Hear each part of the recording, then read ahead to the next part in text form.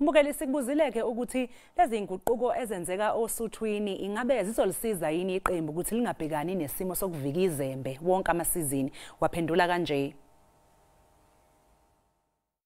Kubona lizoba khona ushintsho kumaZulu njengoba nomphathi wakhona ethembisa ethi uSuthu ufuna ukuthi kuphele isizini behleli ku number 4, number 3, number 2 kanjalo. Ngicabanga ukuthi ke izinguquko ezenzakalayo zizoza noshintsho oluhle mangabe bazokwazi ukuthi abaphathi abasha bethole abadlali abasezingeni. Angicabanga ukuthi bazosithola bese engozini yokuvika izembe. Ukuze uvike izembe nje iyodwa into ekumele iyenze le team kaManzini.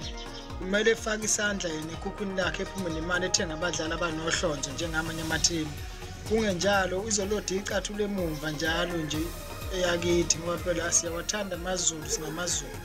Mina ngicabanga ukuthi ushintsho olwenziwe ngamaZulu FC luzaba khona umohluko kulo ngokwamanje ngoba umphathi walo ushute beyibona inkinga la ikhona ngokwamanje la utshintsha manje and amaZulu ayedlala ibhola eliphucukile nje kahle nje just bekushoda nje ukuthi umphathi weqembu abone ukuthi inkinga ikuphi utshintsho khona luzobasiza umsakazi.